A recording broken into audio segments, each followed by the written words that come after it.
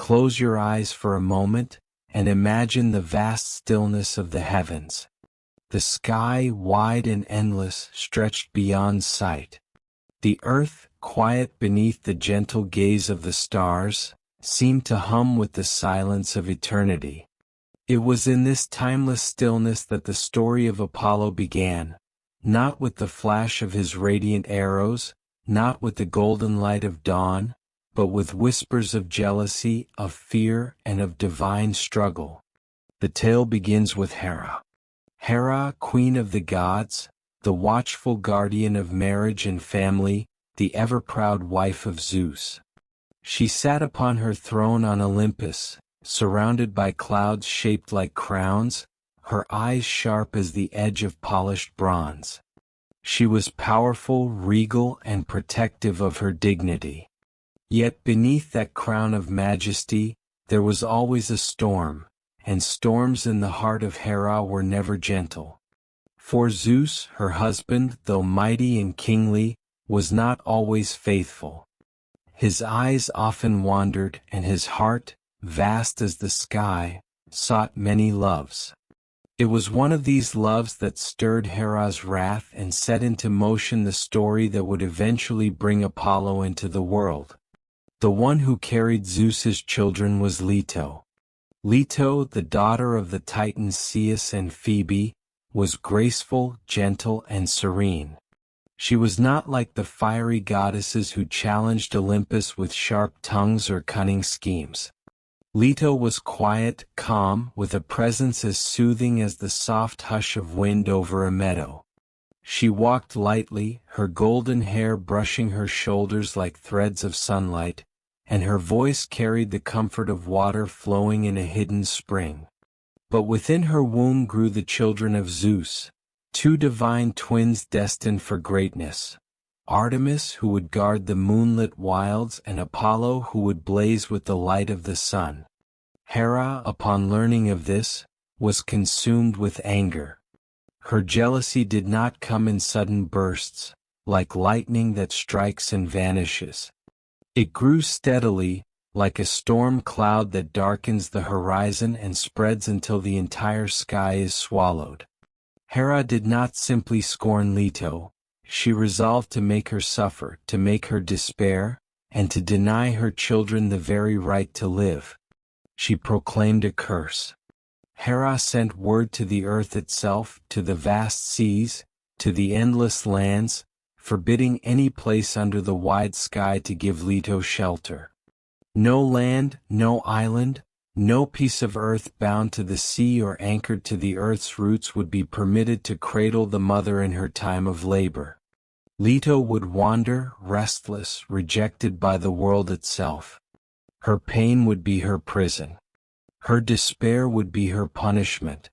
And so it began, the endless wandering of Leto. The heavens watched in silence as the goddess wandered across the earth. She sought refuge in forests, but the trees bent away. She sought rest upon the earth, but the soil hardened beneath her feet. She came to rivers, but their waters swelled, pushing her back, denying her passage. Everywhere she turned, the decree of Hera followed her like a shadow. The nymphs, who had once danced joyfully in her company, looked away in sorrow, unable to offer aid. Cities shut their gates, mountains stood cold and silent, and the seas murmured rejection in every wave. Leto's steps grew heavier with each passing day. Her hands held her swelling womb, feeling the stirrings of life within, life desperate to enter the world. At night, when the stars glowed faintly above, she whispered to her unborn children, "Do not fear, my little ones. Your mother will not abandon you. Somewhere, somehow, we shall find a place for your first cries." Her words were calm, but her heart trembled. She could feel Hera's presence in the wind, in the trembling of the leaves, in the shifting of the clouds. Hera was everywhere, her wrath pressing down like a weight. It is said that even other goddesses felt pity for Leto. Some whispered among themselves that Hera's punishment was cruel, unjust, too heavy to bear. But none dared defy her openly. Hera's power was vast, her wrath legendary. To oppose her was to invite storms into one's own life, and few were bold enough to carry such a burden. Yet the fates had already woven Apollo's thread, and no decree of Hera could cut it completely. For destiny has its own way of bending rivers, breaking stones, and weaving paths where none seem to exist. As Leto wandered, her body weak, her feet raw with travel, she looked to the sea. The waves seemed endless, the salt air harsh against her skin. But out there, beyond the reach of the mainland, something stirred, a whisper from the deep. An island, drifting and rootless, floated upon the waves. Delos. Unlike the great mountains rooted deep in the earth, unlike the lands bound firm to Gaia, Delos was a wanderer too. It drifted upon the sea like a leaf carried by the current, without anchor, without permanence. It belonged to no one, and perhaps that was why Hera's decree could not bind it. The island called out to Leto.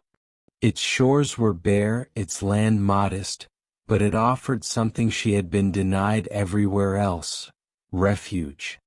The goddess, trembling with exhaustion, made her way toward it. The sea, as though recognizing the weight she carried, calmed its waves. The winds guided her path. Nereids, daughters of the sea, rose from the foam to steady her steps. At last, Leto set foot upon Delos. She fell to her knees, her hands pressed against the sandy ground, tears falling upon the earth.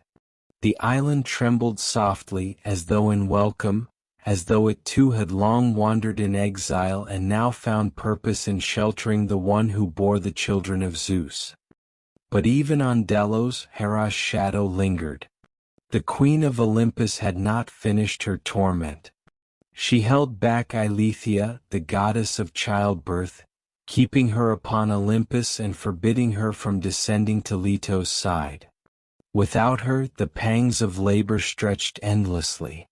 The pain burned, the hours dragged like years, and Leto cried out beneath the open sky. For 9 days and 9 nights she suffered. The stars wheeled above her, the waves whispered endlessly around her, and still no child came forth. The nymphs gathered near, their hearts aching for her, their hands reaching to comfort, but powerless to end her agony. Leto lay upon the sand, her golden hair tangled with salt and tears, her body trembling. She looked up at the heavens, her voice breaking. "O Zeus, father of these children, have you abandoned me too?" Her words faded into the night, carried by the wind. Yet even then whispers of hope lingered. The island itself seemed to cradle her, the waves lapped gently as though to soothe, and deep in the heart of the sea Poseidon stirred. For the god of the seas knew what it meant to be unwanted, to be feared, and he lent his silent aid to steady the floating island, anchoring it with pillars of water so that it might endure the coming birth. This was how the story of Apollo began, not in brilliance, not in victory, but in pain, wandering, and endurance. It began with the tears of a mother, the wrath of a goddess, and the quiet strength of destiny weaving through despair. And so we pause here as Leto lies upon Delos, the stars turning overhead, her cries mingling with the whispers of the sea. The children within her stir, waiting for the moment the world will open to them, waiting for the dawn when they shall be born. The night deepened over the sea. Stars shone like silver sparks upon a velvet sky, and the gentle tide of the Aegean whispered against the shores of Delos. The island drifted quietly, steadied by Poseidon's unseen hands, a fragile sanctuary cradling the pain and hope of one goddess. Leto lay upon the soft earth, her golden hair spread like rays of light dimmed by exhaustion. For 9 days she had suffered, her body caught in a storm that would not break, her spirit stretched thin between despair and endurance. Hera's curse weighed heavily, for Eileithyia, goddess of childbirth, remained absent, held captive upon Olympus by Hera's command. Yet destiny does not wait forever. The threads of fate, once woven, tug until their pattern is fulfilled. And so the gods whispered among themselves. They watched from afar, torn between fear of Hera and compassion for Leto. Some, bolder than others, chose at last to act. Iris, swift-footed messenger of the gods, descended from the heavens in secret. Her robes shimmered with the faint glow of rainbows, though dimmed now beneath the cloak of night. She carried with her an offering of persuasion, rich gifts, gleaming trinkets, and promises of honor. She brought them to Eileithyia, whose heart softened beneath the weight of Leto's cries. "Come," Iris pleaded softly, "the world has waited too long. The children within Leto's womb are no ordinary babes. They are the dawn and the moon, the light and the hunt. Without them the balance falters. You must go." Eileithyia hesitated, for Hera's command was heavy. But compassion is a force even gods cannot always resist. At last she rose, her steps quick, her heart resolute. She descended to Delos, and as her feet touched the drifting island, the air itself seemed to shift. The winds stilled, the waves hushed, and a glow spread through the heavens. Leto's cries, long and weary, deepened. Her hands gripped the earth, her body trembling as the moment approached. The nymphs gathered closer, their voices weaving songs of comfort, their eyes wide with awe. The stars brightened as though leaning down to watch. And then, Artemis came forth.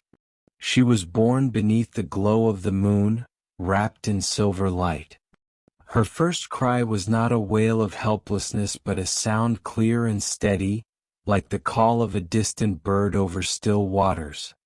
The nymphs gasped in wonder as they saw her eyes, calm, reflective, like deep pools untouched by storm. Artemis, the firstborn of Leto's twins, entered the world as if she had always belonged to it. Her skin glowed faintly, kissed with the pallor of moonlight. Her tiny hands stretched outward, her gaze seemed already to carry purpose. Even as an infant, there was a strength about her, a quiet independence that spoke of the wilderness she would one day claim as her realm. Leto gathered her daughter into her arms. Tears of exhaustion streamed down her cheeks, yet her smile was radiant. She pressed her lips to the child's brow and whispered softly, "My little one, my Artemis, you are my light in the night, my strength in this trial. You are the promise that I am not forsaken." The nymphs sang in joy, their voices weaving like the tides. They blessed the child, calling her the protector of women, the guardian of maidens, the huntress of the wild. Already, destiny shone upon her. Yet even in that moment of joy, pain lingered. For within Leto's womb, another child stirred, the twin yet unborn. And though Artemis had come forth, the struggle was not over. Leto's body shook with renewed pangs, her voice breaking once more. She clutched Artemis close, even as she cried out, torn between the joy of one birth and the agony of the next. The nymphs rushed to her side, offering water, herbs, soft songs, yet the burden did not ease. Then something wondrous occurred. Artemis, though newly born, seemed to sense her mother's suffering. The myths tell us that she, with a spirit far older than her body, reached out to aid Leto. With her infant hands she touched her mother's face as though offering comfort. Her gaze, steady and calm, seemed to whisper, "I am here. You are not alone." Some stories say Artemis, even as a newborn, took on the role of midwife, easing the labor for her twin. Others say she simply waited, her presence itself a balm to her mother's heart. Whatever the truth, the moment became one of legend. The goddess of the hunt, the protector of women, was born not merely to command the wilds, but to guard life itself, even from her very first breath. Still, Apollo lingered within. The world seemed to hold its breath, waiting. The stars shone more brightly, the sea grew stiller, and the island trembled softly beneath the weight of fate. Leto closed her eyes, whispering through her pain, "My son, my radiant one, come forth. The world awaits your light." Artemis lay quietly in her arms, her presence soothing, but the struggle had not yet ended. The nymphs redoubled their songs, weaving lullabies into the air. Eileithyia placed her hands upon Leto's belly, whispering words of encouragement, guiding the process with divine calm.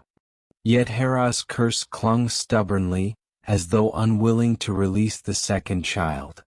9 days had stretched into 10. Pain had stretched into eternity. But still destiny would not be denied. And so we leave this moment here upon the drifting island of Delos. Leto holds Artemis, her firstborn, close to her heart, while within her still stirs Apollo, the radiant twin whose birth would change the world forever. The waves murmur, the stars shine, and the island waits in stillness. The story of Apollo's birth is not yet told. But the stage is set, the heavens ready, the earth holding its breath for the cry that will announce the arrival of the god of light. The island of Delos lay wrapped in stillness. The stars had burned brightly through the long night, their cold silver glow watching over Leto's agony.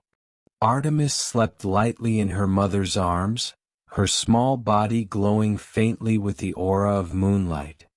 Yet within Leto's womb the struggle continued, for the second child had not yet emerged.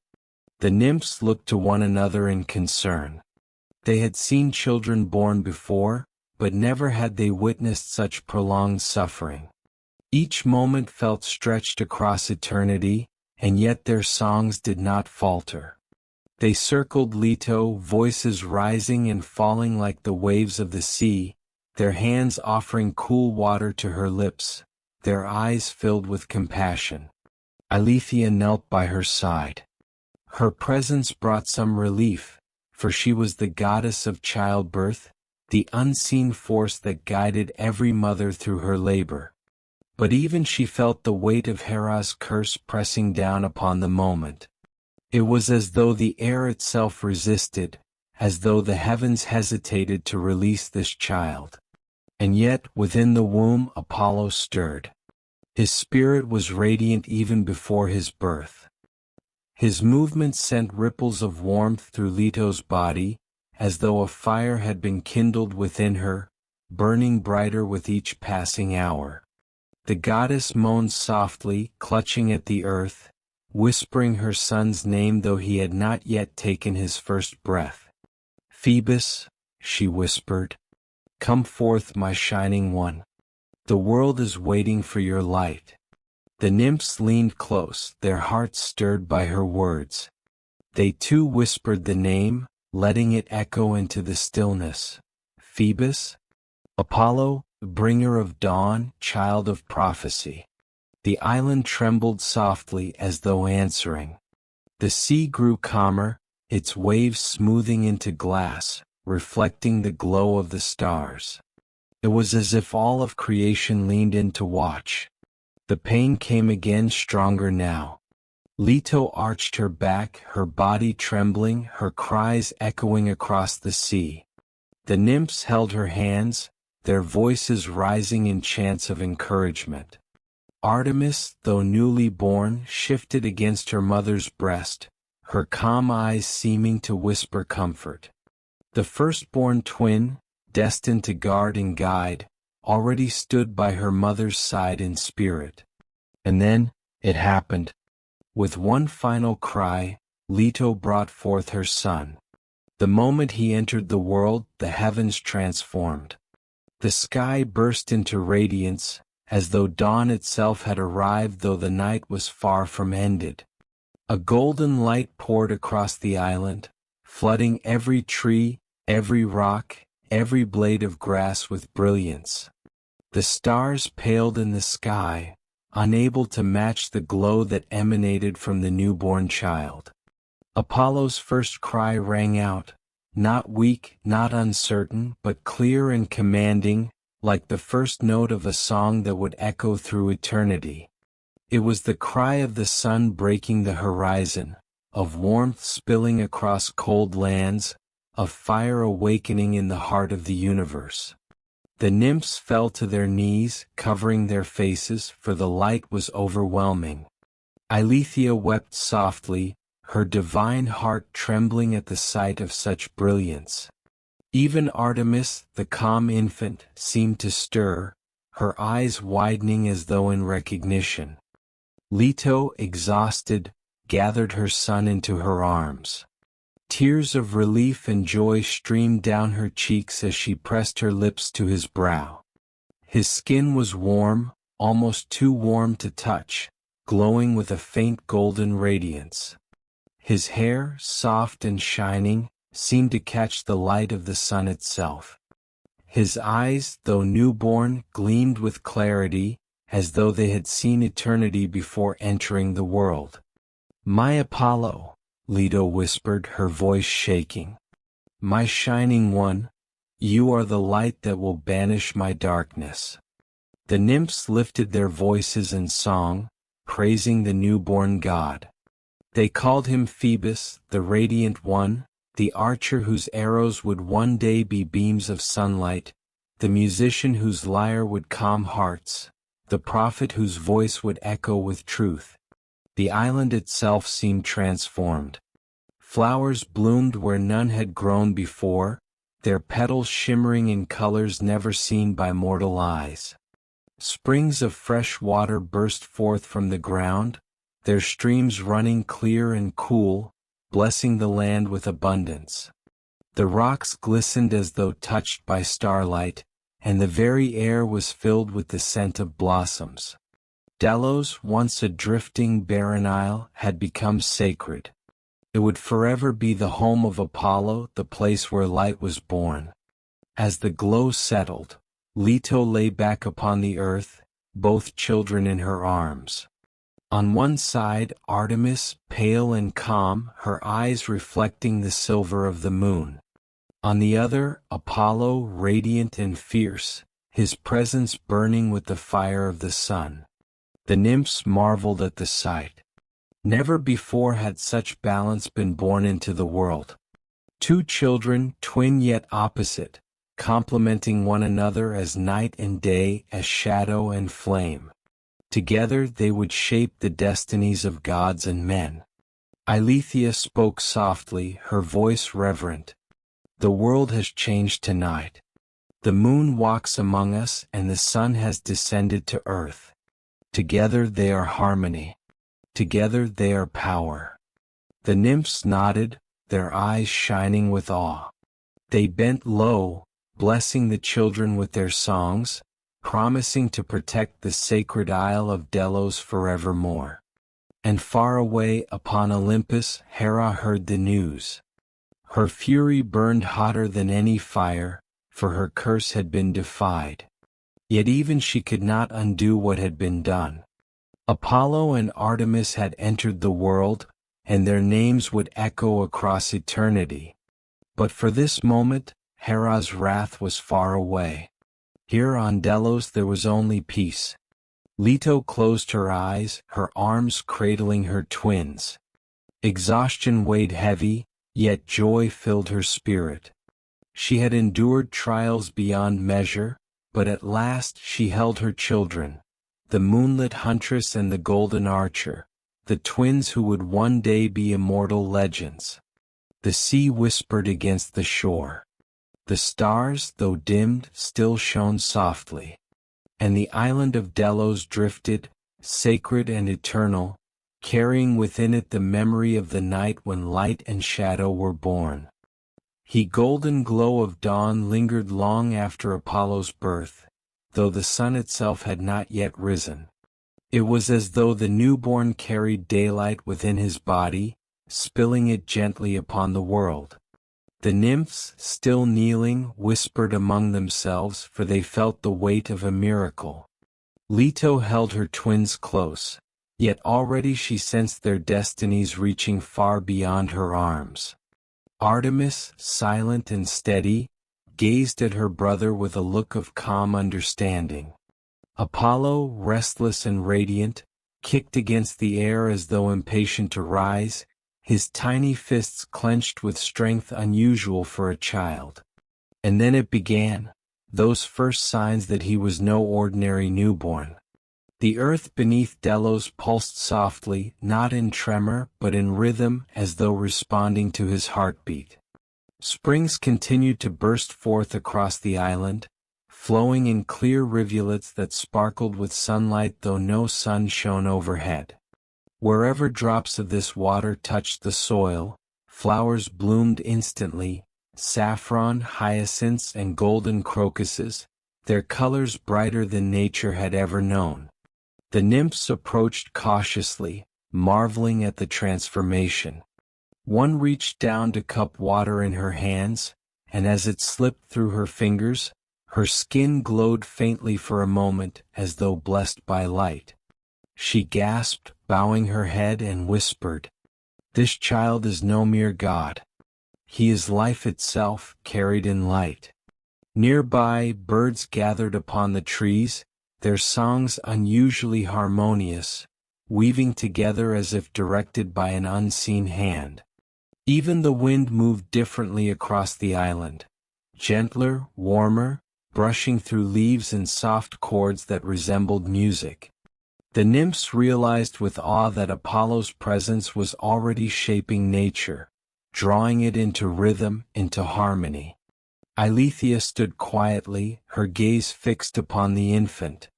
She alone seemed unsurprised, for she understood the laws of divine birth. Still, even she murmured with reverence, "This one will bring balance where there is chaos, song where there is silence, fire where there is cold. He is destined to shine upon gods and men alike."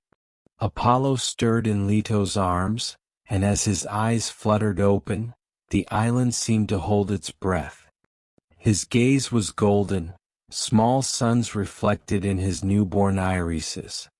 Though weak in body, his spirit was already vast, stretching beyond the horizon. The nymphs lowered themselves further, unable to meet that gaze directly. For a moment, silence fell, broken only by the lapping of waves upon Delos' shore. Then, faint but unmistakable, a sound emerged. It was not the cry of an infant, nor the chant of the nymphs. It was a single note, pure and steady, resonating through the air. The sound seemed to come from nowhere and everywhere at once, vibrating within the bones of all who heard it. It was music, music born from Apollo's very being. The nymphs gasped, some weeping, for the sound stirred memories they had never lived, visions they had never seen. It was the promise of song, of poetry, of harmony that would one day bind the world together. Leto, though weary, smiled faintly. She knew her son would grow to embody far more than power. He would be beauty, order, and light itself. Leaning her head against the ground, she whispered, "Delos will be your cradle, my son. And from here, your light will travel to every corner of the earth." The island responded. The ground glowed faintly beneath her, golden lines tracing across its surface like veins of fire. These lines stretched outward, encircling the island until it gleamed like a star upon the sea. From that moment forward, Delos was no longer a wandering, barren rock. It was anchored in eternity, sanctified by the presence of Apollo. As dawn finally broke, the true sun rose in the east, but it seemed dim beside the radiance still spilling from the child. The sea reflected both lights, the golden disk above and the smaller, brighter glow of Apollo below. Sailors far away upon their ships looked toward the horizon and saw Delos shimmering like a beacon, though they did not yet know why. The gods too watched. From Olympus, whispers spread among them. They had seen the light pierce even the heavens, and they knew something had changed. A new force had entered the cosmos, one that even Hera's jealousy could not prevent. Some trembled, others rejoiced, but all acknowledged that Apollo was unlike any god born before. Days passed, though upon Delos time seemed strange. The twins grew quickly, for divinity knows no mortal pace. Artemis, though still an infant, moved with startling awareness, her eyes following the flight of birds, her fingers reaching toward the moonlight each night. Apollo, restless by nature, stretched his arms toward the rising sun, his small body glowing warmer each day. The nymphs raised them with devotion, singing lullabies that echoed through the island, weaving myths before they had even happened. They told of the archer who would slay darkness, of the healer whose touch would banish disease, of the musician whose strings would guide the souls of men. They told of his sister, too, the huntress who would roam forests and protect maidens, the moonlight to balance his sun. But prophecy went further. For in those quiet days the island of Delos itself seemed to whisper secrets. When the wind moved through its sacred groves, it carried words faint but clear. He will claim the serpent's seat.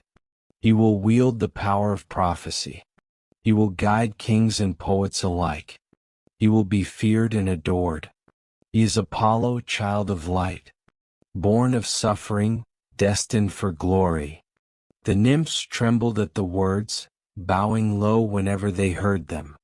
For they knew the serpent of which the prophecy spoke, Python, the ancient guardian of Delphi. Already Apollo's destiny stretched ahead, reaching beyond childhood toward deeds that would shape eternity. Yet for now there was peace. Leto sat beneath a blossoming tree, her children in her arms, and listened to the sea. She closed her eyes, breathing in the scent of flowers and salt, and felt for the first time in years that she was safe. No longer wandering, no longer desperate, she rested upon the sacred island that had given her sanctuary. Apollo stirred, his hand grasping her finger tightly, his warmth filling her with strength. Artemis gazed upward, silent as always, her eyes glowing faintly silver in the light of dawn. Together they were harmony. Together they were balance. And though the world would one day tremble at their names, for this moment, they were only children, children born of struggle but destined to shine forever. Thus ended the night of their birth. Thus began the story of Apollo, god of light, music and prophecy. The island of Delos, though small and fragile, seemed to glow forever after Apollo's birth. The earth itself had been transformed by his arrival, and its shores whispered with waves that never ceased to sing his name. 4 years, Delos stood as a beacon upon the sea, a place where mortals and gods alike came to marvel at the twins who had been born there. Apollo grew quickly, as is the way of gods. The child who had entered the world in a blaze of golden light soon became a radiant youth, tall, slender, and filled with an energy that seemed impossible to contain. His hair gleamed with threads of sunlight, his eyes glowed with the fire of dawn, and his voice carried the warmth of summer winds. Where Artemis embodied silence, coolness, and shadow, Apollo radiated fire, harmony, and life. Together they were balance, yet apart, each embodied a world of their own. From his earliest days, Apollo displayed gifts unlike any other god. One morning as he walked along the edge of Delos, Apollo paused by a group of nymphs weaving garlands of flowers. Their hands moved quickly, yet the strands of blossoms fell apart again and again. Apollo, still a youth, tilted his head and raised his hand. Without effort, the vines twisted together of their own accord, forming a garland so perfect it seemed alive. Python was no ordinary serpent. He was born of Gaia, the earth herself, at a time when the world was still young and the Titans had not yet been cast down. His body stretched for miles, his coils vast enough to encircle mountains, his breath thick with poison that wilted forests and darkened rivers. His scales shimmered with hues of black and green, mottled like the earth after rain, and his eyes glowed with the red fire of volcanic stone. Legend said that when Python moved, the ground trembled. Wherever he slithered, the land grew barren, for his venom seeped into the soil, making it unfit for crops or life. His hiss could be heard for miles, a sound so low and deep it seemed to come from the bones of the earth itself. But Python was not merely a beast of destruction. He was the guardian of a sacred place, Delphi, a cleft in the slopes of Mount Parnassus where vapors rose from the earth. These vapors carried visions, whispers of the future that mortals and gods alike sought. The oracle of Delphi was older than Olympus itself, a place where destiny spoke through the earth. It was said that Gaia, the Earth Mother, had once spoken directly to her children through Delphi. Over time, the voices faded, but the vapors remained, carrying fragments of prophecy to those who dared to inhale them. Python was placed there as guardian, both protector and jailer of the oracle's power. Mortals who approached Delphi trembled, for before they could receive visions, they had to face the serpent. Many never returned. Those who did spoke in broken whispers of eyes like burning coals and a body so vast it blotted out the sky. The gods themselves feared him. Though they were powerful, Python was old, older even than the Olympians. He carried within him the raw, untamed force of Gaia, and he bowed to no throne upon Olympus. Zeus did not command him, Hera could not deceive him, and even Hades, lord of the underworld, acknowledged his strength. Thus, Delphi remained in shadow, its power inaccessible, its voice muffled beneath the coils of the serpent. Mortals longed for guidance, but few dared to approach. And those who did offered sacrifice not to the gods of Olympus but to the serpent himself. This defiance enraged the younger gods. How could an ancient beast command such reverence? How could the power of prophecy, the sacred thread of destiny, be guarded by something so monstrous? Yet none dared to challenge him. None, that is, until the birth of Apollo. From the moment of his first cry, whispers had spread, that Apollo would claim the seat of prophecy, that his light would banish shadow, that Delphi would belong not to the serpent but to the god of the sun. Python, hearing these whispers, grew restless. He could sense the fire rising in the world, a radiance that threatened to eclipse his darkness. His body coiled tighter around Delphi, his eyes scanning the horizon for signs of the radiant child. He hissed into the wind, his voice filled with malice. No god of Olympus shall take what is mine. I was here before their thrones were carved, before their crowns were forged. Let them send their shining boy. I will crush his light beneath my coils as I have crushed all who came before. For years the people of Greece lived under his shadow. At the foot of Mount Parnassus, villages built shrines not to Zeus, not to Hera but to the serpent. They offered goats, sheep, and even their children, hoping to appease his hunger. Smoke from sacrifices rose into the sky, darkening the air, a constant reminder that Python ruled the oracle. Priests, trembling with fear, spoke in the serpent's name. Their words were laced with venom, their prophecies filled with doom.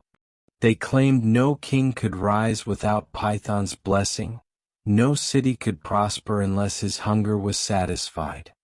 The land itself bore his mark. Crops near Delphi withered, streams turned foul, and hunters who entered the forest often vanished. Mothers told their children stories of Python not to inspire awe, but to frighten them into obedience. The shadow was total and hope seemed lost. Yet destiny does not remain chained forever. Far away on Delos, Apollo had grown into a radiant youth. His laughter brought music, his hands brought healing, his arrows brought fire. But still, he longed for a place of his own, a sanctuary where he could rule, a throne from which his light could shine. When he heard of Delphi, his heart stirred. He learned of the sacred vapors, of the voices that spoke through the earth, of the prophecies chained beneath the coils of Python. And he knew without doubt that this was the place meant for him. But whispers also reached Python. Each day the serpent's hatred grew. He slithered across the slopes of Parnassus, his hiss echoing through the valleys, his venom dripping into the rivers. "The boy comes," he muttered to the wind. "Let him come. I will make his bones my crown." The stage was set. On one side stood the ancient serpent, coiled around the heart of prophecy, born of Gaia, vast as mountains, poisoned as shadow. On the other, a young god radiant with fire, carrying within him the music of the cosmos, the light of the sun, and the unshaken certainty of destiny. The clash was inevitable. It was not merely a battle of strength. It was a battle of ages, of old against new, of chaos against harmony, of shadow against light. The world waited. The forests grew silent, the mountains trembled, the seas stilled. Even the stars seemed to pause, watching for the day when Apollo would arrive at Delphi to face the serpent. The journey from Delos to the slopes of Mount Parnassus was long, yet Apollo traveled swiftly. Wherever his feet touched the earth, flowers bloomed. Birds followed his path, and rivers glittered with golden light as though eager to guide him. His bow, newly crafted by the Cyclopes at Zeus's request, rested across his shoulders, and his quiver gleamed with arrows tipped in fire. Yet Apollo did not come in arrogance. His steps were measured, his eyes calm. He knew that the battle ahead was not one of simple might, but one of destiny. When at last he reached Delphi, the air grew heavy. The sky darkened though the sun was high, and a foul stench clung to the ground. The sacred cleft from which the vapors of prophecy rose was veiled in shadow, wrapped in coils thicker than tree trunks. The earth hissed with venom, the stones were blackened, and silence weighed upon the land. And there, at the heart of the gloom, lay Python. The serpent uncoiled slowly, each movement shaking the ground. His body stretched across the valley, his scales scraping stone, his eyes glowing with malice. When he opened his mouth, the air filled with poison, and the trees around them withered in an instant. "So," Python hissed, his voice echoing like thunder through caverns, "the child has come. The radiant boy who thinks himself a god." Apollo raised his chin, unshaken. "I am no child serpent. I am Apollo, son of Zeus and Leto. I come not to beg, but to claim what destiny has given me. This place Delphi is sacred. It will no longer belong to shadow." Python's laughter shook the mountains. "Sacred? It belongs to me as it always has. Your light is a spark against my storm, boy. I will crush it as I have crushed all before you." With a hiss, Python lunged, his massive body surging forward like a flood. The ground split where he struck, stones flying into the air. But Apollo was swift. He leapt aside, his golden hair streaming like fire, his bow already drawn. A blazing arrow flew, striking Python's scales. The serpent roared as the tip burned into his flesh, smoke rising from the wound. But it was not enough. Python's body was vast, his strength ancient. He twisted, his tail sweeping through the valley like a crashing wave. Apollo was hurled back, his body striking the rocks. The earth groaned beneath the serpent's weight, and shadows closed in like a storm. Yet Apollo rose. His eyes burned brighter, his body glowing with fire. Again he loosed an arrow, then another, each finding its mark. The serpent writhed, his coils thrashing, striking trees and mountains, tearing the earth apart. The battle raged for hours. Where Python struck, the earth cracked open, releasing foul vapors that choked the air. Where Apollo loosed his arrows, light split the darkness, piercing shadow, igniting flame. Mortals far below the mountain saw the sky burn with fire and smoke, and they trembled, for they knew gods clashed above. At last, Apollo climbed the slope above the cleft, his form radiant as the sun itself. From that height, he raised his bow, pulling back the string with divine strength. His voice rang out, clear as music. This is not your seat, serpent. This is the seat of truth, of prophecy, of harmony. It will belong not to shadow but to light. By my name, by my destiny, I banish you. With those words he loosed a final arrow. It flew like a shaft of pure sunlight, blinding in its brilliance. The arrow struck Python through the eye, piercing deep into his skull. The serpent screamed, a sound so terrible that the mountains shook and the sea roared in answer. His body convulsed, his coils thrashing violently, tearing valleys and forests apart. But slowly the light spread from the wound, burning through his flesh, consuming the venom within. Python roared one last time, his body collapsing in on itself. His coils loosened, his head struck the earth, and the valley shook with his fall. The serpent lay still, his massive form blackened and broken, smoke rising from his body. Silence followed.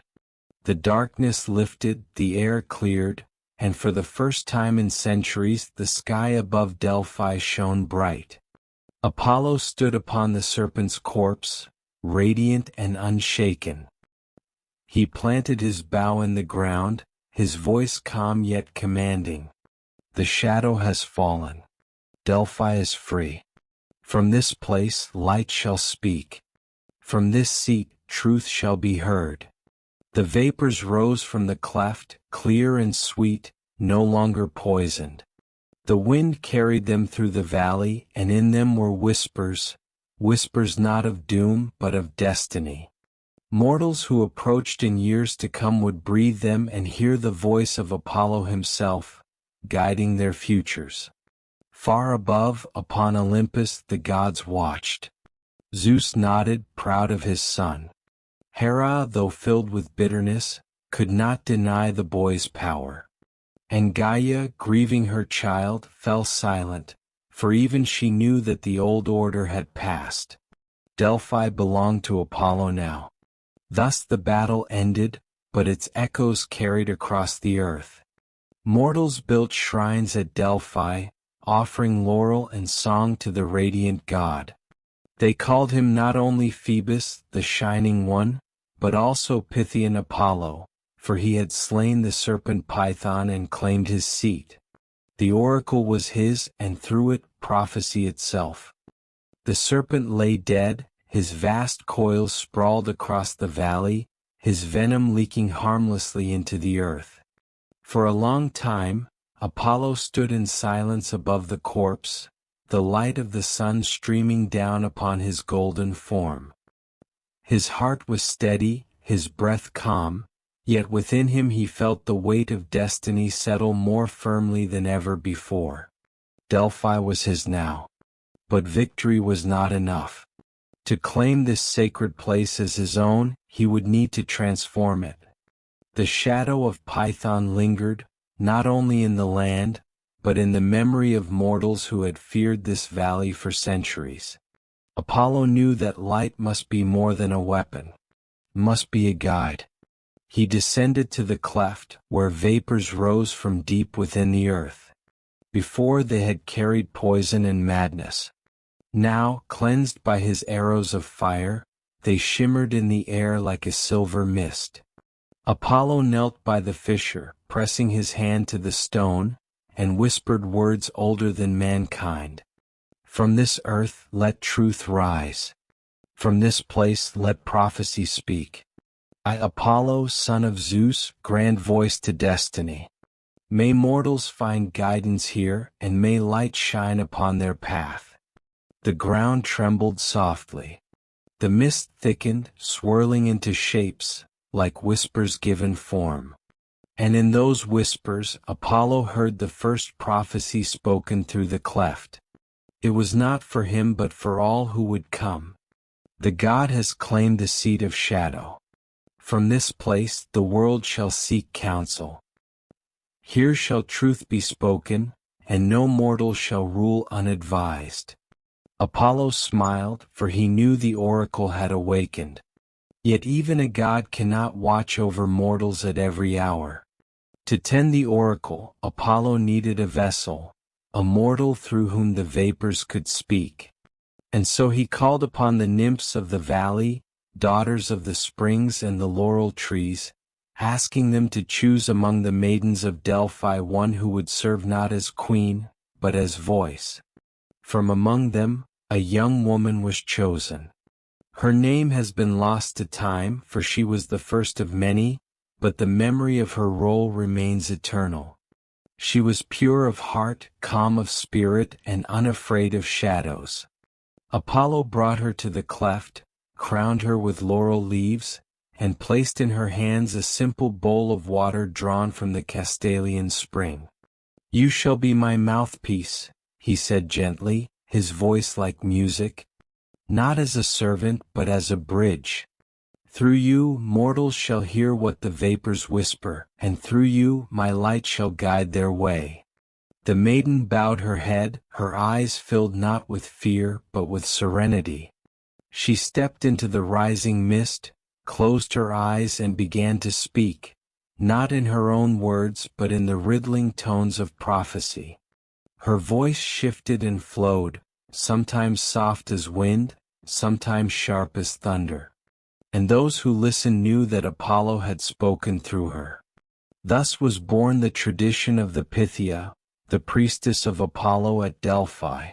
She sat upon a tripod above the sacred cleft, laurel leaves in her hair, water at her side, inhaling the vapors that carried divine inspiration. Mortals traveled from every corner of Greece to hear her words. Kings seeking to build empires, warriors before they marched to war, farmers praying for harvests, and lovers yearning for answers, all came to Delphi. And each received an answer, though never in simple clarity. For prophecy is not meant to reveal all, it is meant to guide. The temple grew around the oracle. At first it was small, a simple hut of laurel branches sacred to Apollo. But as the years passed and mortals returned with offerings of gold, silver, and precious treasures, the temple rose higher, built in marble and stone. Its columns gleamed in the sun, its altars smoked with incense, and its halls echoed with the footsteps of pilgrims. On the temple's walls were inscribed words of wisdom, reminders to mortals of the truths that Apollo demanded they remember. Know thyself. Nothing in excess. Simple words yet filled with depth. For to know oneself was to understand one's limits, and to avoid excess was to walk in harmony with the order of the cosmos. But Apollo's oracle was not free. The god demanded balance as all the Olympians did. When mortals came, they brought offerings: gold for the treasury, laurel for the altar, music for the god's delight. Musicians played their lyres beneath the temple steps. Poets recited hymns, dancers performed in honor of the Radiant One. For Apollo was not a god of blood and sacrifice, but of beauty, harmony, and truth. The people of Greece soon came to see Delphi not only as the center of prophecy, but as the very heart of the world. They called it the Omphalos, the navel of the earth, where heaven and earth met.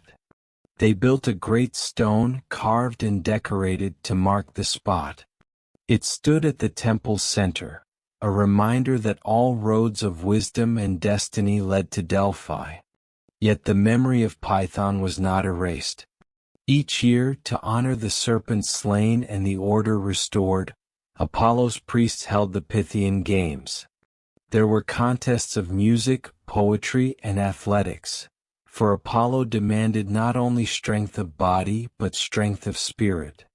Victors were crowned not with gold but with laurel, the tree sacred to Apollo, for glory was not in riches but in honor. The games grew as famous as those at Olympia, and mortals across the Greek world traveled to compete, to honor the god who had slain Shadow and claimed Delphi. As the years turned to centuries, the oracle endured. Kingdoms rose and fell, empires flourished and crumbled, but Delphi remained. Even when Apollo walked elsewhere, even when he sang in faraway lands or rode his chariot across the sky, the Pythia sat upon her tripod, breathing the vapors, speaking his riddling truths. Her voice shaped history. Her words guided kings. And all knew that Apollo, radiant and eternal, still whispered in the heart of Delphi.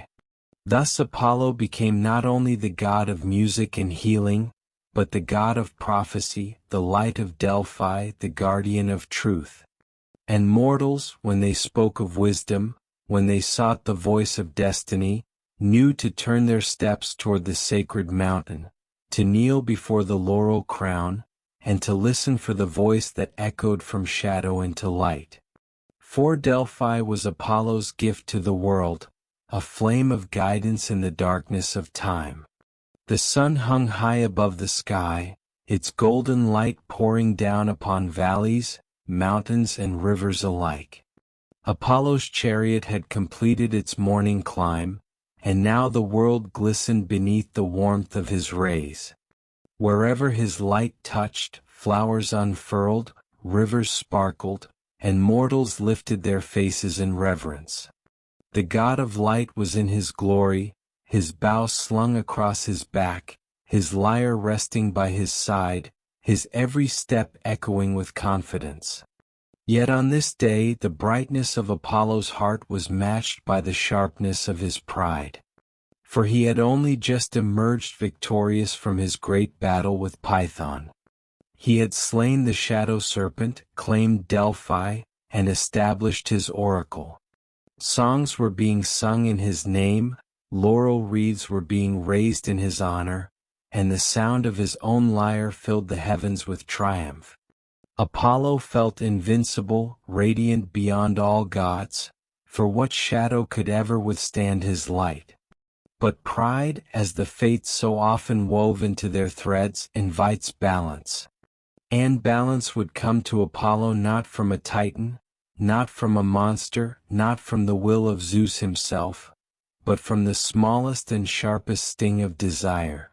High upon Olympus, where the winds are gentle and the air shimmers with eternal clarity, a younger god sat sharpening his weapons. He was not mighty in stature nor thunderous in voice, but his presence was unmistakable. His hair curled like flames of gold, his eyes mischievous as stars that twinkle in playful secrecy. He was Eros, known to mortals as Cupid, the god of desire.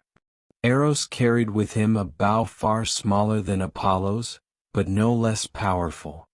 For while Apollo's arrows could pierce the hide of serpents and the hearts of giants, Eros' shafts pierced the soul itself, igniting passions too great for reason to quench. Some arrows inspired love that burned eternal, others inspired loathing that no force could mend. Apollo, flushed with pride after his triumph at Delphi, crossed paths with the god of desire. With the arrogance of a warrior who believes victory grants him dominion over all things, Apollo mocked Eros. "What need have I of your childish arrows?" Apollo said, laughter spilling from his lips like sunlight. "What power have you over me? I am the slayer of Python, the master of the lyre, the keeper of prophecy. My arrows strike true, swift, and strong. Yours are toys, fit only for the play of children."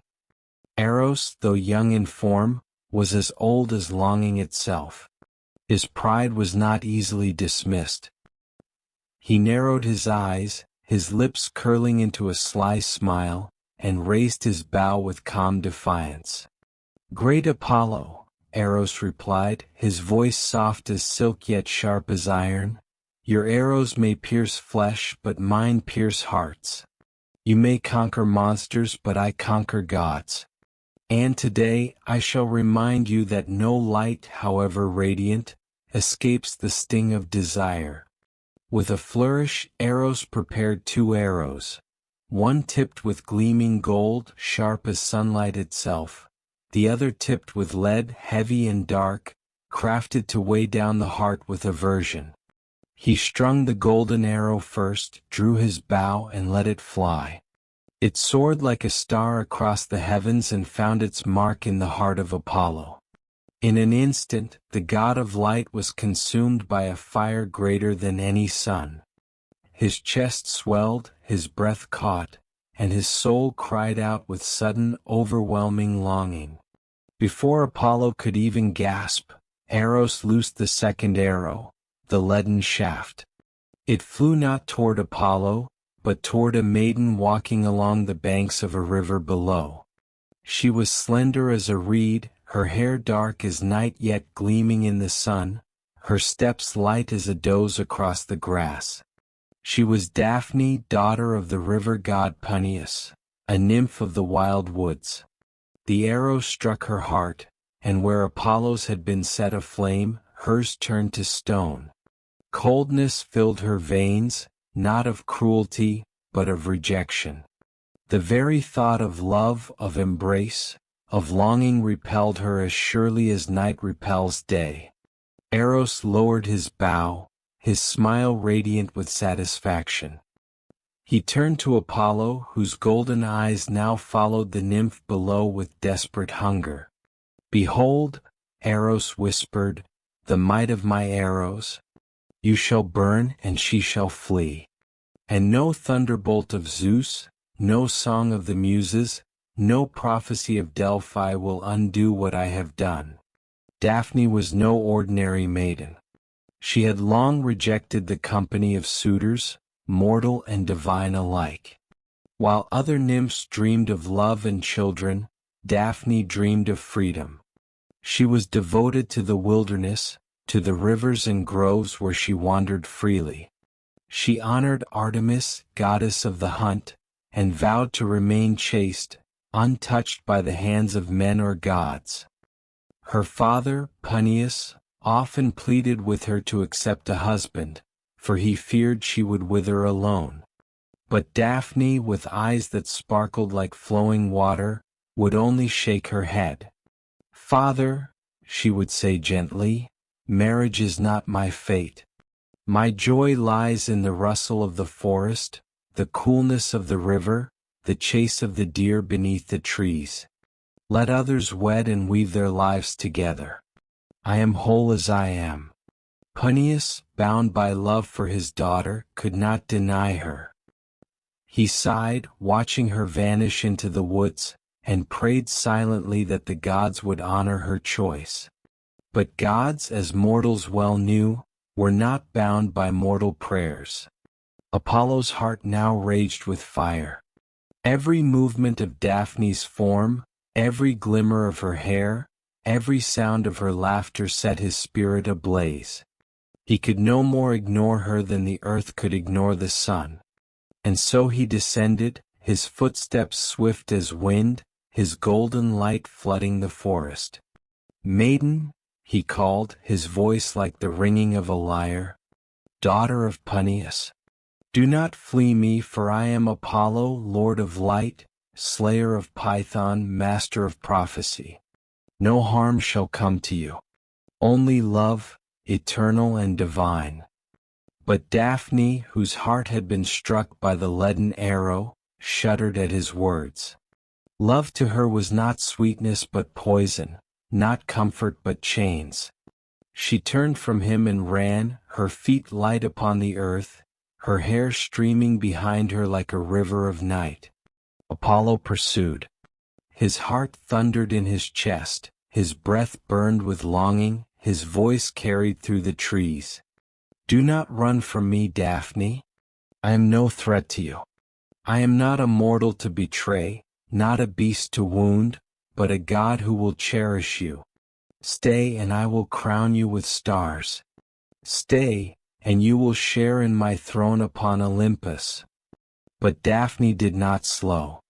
Through glades and groves, across streams and hills, the chase began. The forest trembled beneath their passage. Birds startled from their nests, deer fled into the thickets, and the riverbanks echoed with the pounding of their steps. Apollo's strides were swift, the wind at his back, yet Daphne's desperation lent her wings. Her breath came fast, her chest rose and fell with the rhythm of panic, but she pressed onward, driven by a force as strong as his desire, her refusal to yield.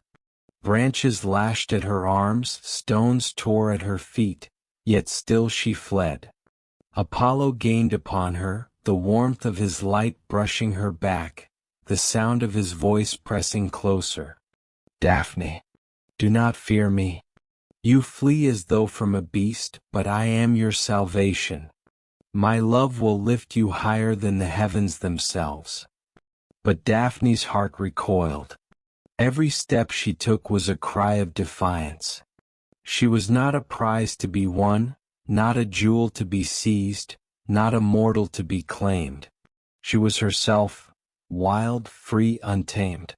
And so, though Apollo's love blazed like the sun, Daphne fled like the wind, her soul cold with rejection, her body burning with exhaustion. That at last, as they reached the banks of her father's river, Daphne's strength faltered.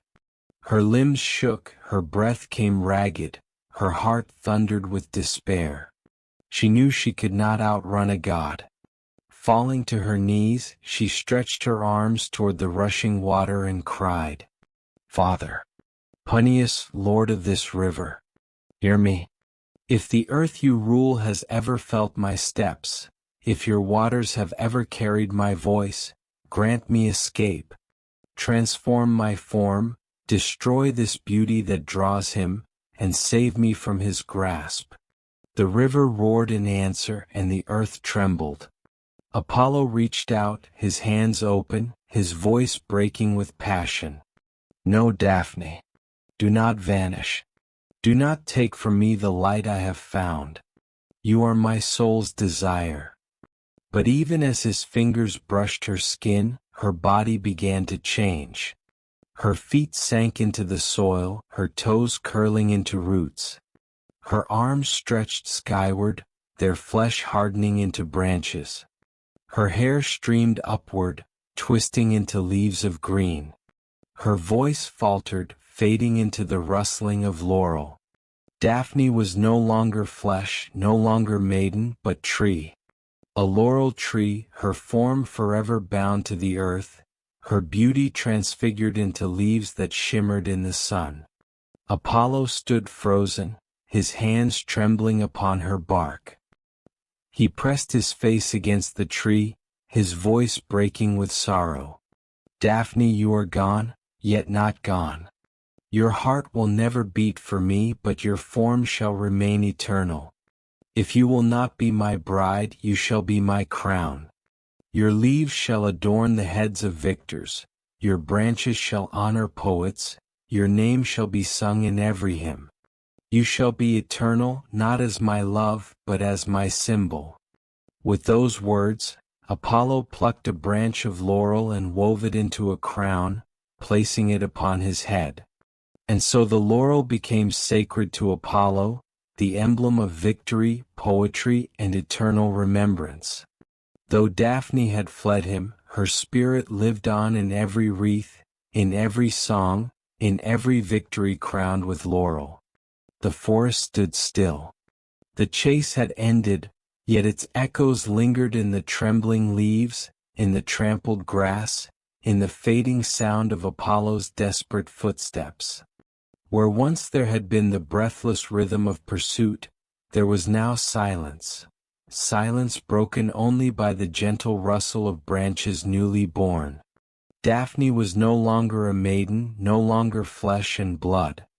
Her body was bark, her arms branches, her hair a crown of shimmering green.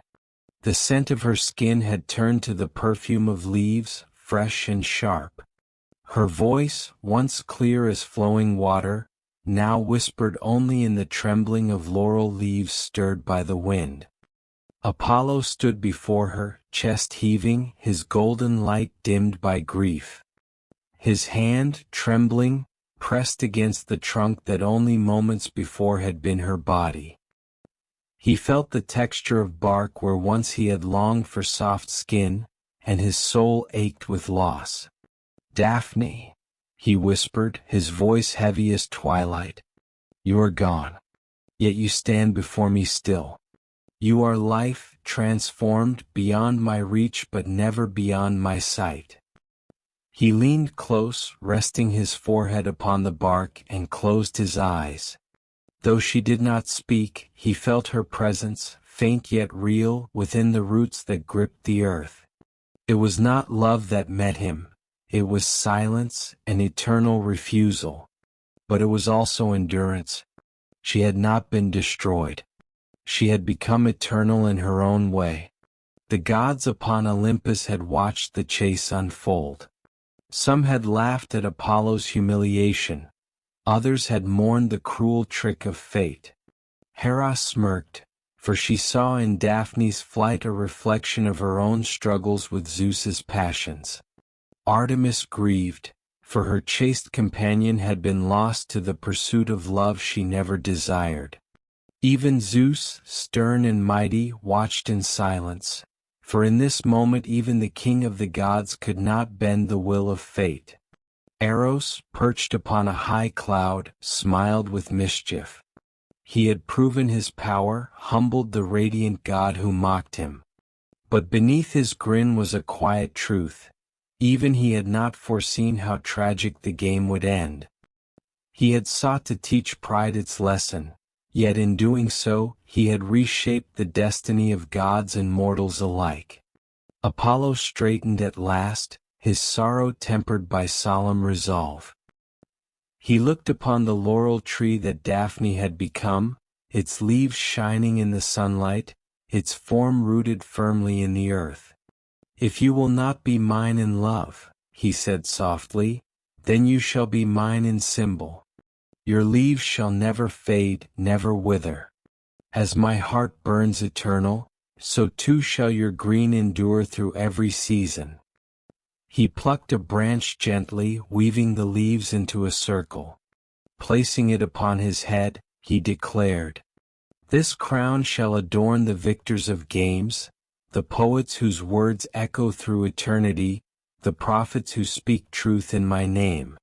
Wherever there is triumph, wherever there is song, wherever there is truth, you shall stand beside me. You are no longer Daphne alone, you are laurel, eternal." From that day the laurel became sacred to Apollo. At Delphi, where the oracle now spoke with his voice, laurel branches were burned to purify the air, their fragrance rising like prayer. The Pythia, priestess of the god, chewed laurel leaves before uttering her visions, for in them was the breath of Apollo and the memory of Daphne. At games held in his honor, victors were crowned not with gold but with laurel wreaths. To wear the laurel was to carry Apollo's blessing, to be marked by triumph, by inspiration, by the bittersweet echo of a love unfulfilled. Poets sang of the chase, their verses filled with sorrow and wonder.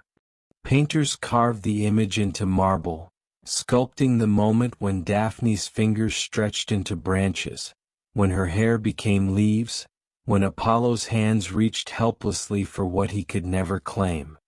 Mortals learned from the tale that even gods are not beyond longing, that desire is not always fulfilled, and that beauty, when pursued too fiercely, may transform into something untouchable. And yet, though the world honored the laurel, Apollo's heart remained heavy. Each time he wore the crown upon his brow, he felt the weight not of victory but of loss. For him, the laurel was not only triumph, it was memory. Memory of a girl who ran, of a plea whispered to the river, of a choice made in desperation. Some nights, when the stars shone bright and the winds whispered through forests, Apollo would walk alone to the banks of Peneus River. There he would find the laurel trees swaying gently, their leaves murmuring in the breeze. He would sit beneath them, plucking his lyre, playing songs of sorrow and remembrance. And though Daphne's heart was stone, her spirit wood, he imagined she heard him still, in the rustle of her leaves. The myth of Daphne and Apollo spread through Greece like wildfire. Lovers whispered it in secret, warning each other of desire too fierce. Maidens prayed to Daphne for protection from unwanted love, weaving laurel into their hair. Warriors sought the crown of laurel to prove themselves worthy not only to Apollo but to fate itself.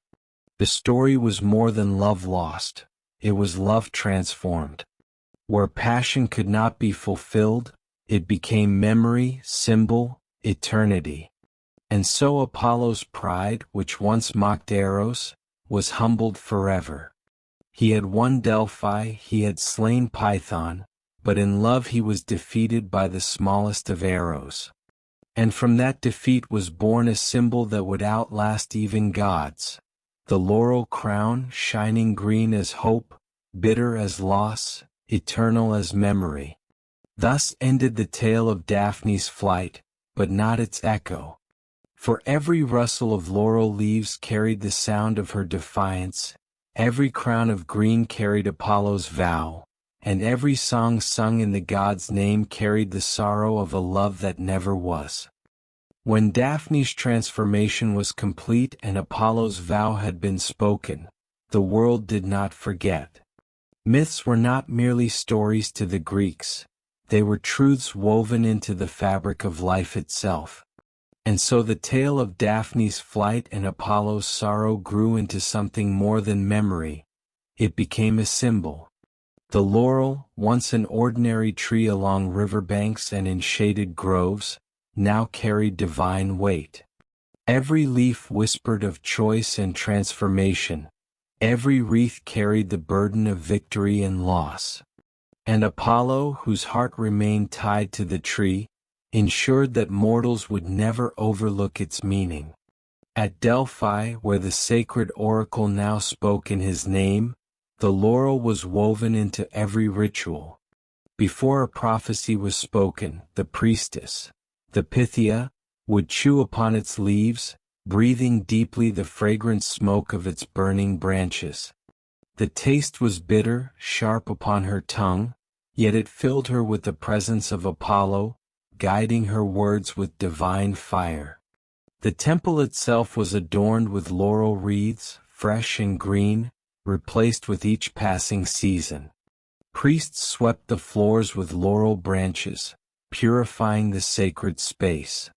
Pilgrims arriving from distant lands carried sprigs of laurel in their hands, offering them at the altar before they spoke their questions to the god. And when the Pythian Games were founded to honor Apollo's triumph over Python, it was not gold or jewels that crowned the victors, but wreaths of laurel. To win such a crown was to be blessed not only with victory but with the remembrance of Daphne, the maiden who could never be possessed, yet who remained eternal as a symbol. Poets too embraced the laurel. In their verses, the tree became a metaphor for inspiration, for poetry itself. The branches were thought to quiver with the music of Apollo's lyre, to whisper verses to those who listened closely. To wear a laurel crown was to be touched by the muses, to have the gods' favor in the weaving of words. The poets sang of Daphne's flight, of her desperate plea to her father, of her transformation into tree. Some sang with sorrow, others with awe, but all agreed. The story was not of love fulfilled but of love eternal, carried into a different form. They reminded their listeners that not every desire is answered, not every longing met, but even rejection may birth beauty. Thus the phrase "poetic laurels" was born, a symbol of triumph in art as much as in battle. Artists carved the tale into marble and painted it upon vases. In the great halls of Greece, one might see Apollo with arms outstretched, his fingers barely grazing Daphne as her hands stretched into branches. One might see her hair turning to leaves, her feet sinking into the earth, her face frozen between fear and resolve. The sculptors captured the paradox, the beauty of pursuit and the tragedy of refusal, the radiance of Apollo's light and the coldness of Daphne's rejection. These images adorned temples, palaces, and homes, reminding all who gazed upon them of the power of love and the limits of desire. But more than temples and games, more than poems and statues, the laurel found its way into daily life. Maidens who feared the advances of men wove laurel leaves into their hair, praying to Daphne for protection. They whispered her name at night, calling upon her defiance, believing her spirit lingered in the rustle of leaves. Lovers carried laurel sprigs as tokens of fidelity, promising that their bond, like the evergreen tree, would never fade. Warriors carried laurel branches into battle, seeking Apollo's blessing and hoping to return crowned with victory. And rulers too sought its power. To wear a laurel wreath upon the brow was to claim not only triumph but divine favor. It was to walk in the shadow of Apollo, to declare that one's rule was touched by the god of light and prophecy. Apollo himself never set aside the laurel crown. Wherever he walked, its leaves glistened in the sun, a constant reminder of both his loss and his vow. When he played his lyre, its sound was gentler beneath the shade of laurel. When he guided the oracle, its smoke carried his voice more clearly. When he crowned victors at the Pythian Games, he felt Daphne's presence, silent yet enduring. In time, mortals came to see Apollo not only as the god of light, music, and prophecy, but also as the god of laurel. His very image was incomplete without the wreath upon his brow, its green leaves as eternal as the sun's golden rays. And yet, beneath all the triumph, the sorrow remained. For Apollo knew that every laurel crown, every sprig carried by mortals, every wreath laid upon the brow of a poet or victor, was a symbol of what he had lost. He had desired Daphne with all his being, yet she had chosen freedom over love, transformation over surrender. The laurel was his, but not in the way he had wished. It was not a lover's embrace but a silent refusal, an eternal reminder that even gods cannot always claim what they desire.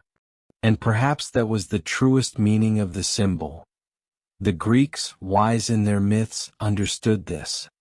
They told the tale of Daphne not merely as a warning against desire, but as a lesson in balance. Even Apollo, radiant and mighty, was humbled by love. Even the god of light carried sorrow in his heart. The laurel was victory, yes, but it was also humility. It reminded mortals that triumph does not erase loss, that inspiration is born not only of joy but of pain, that beauty may rise even from rejection.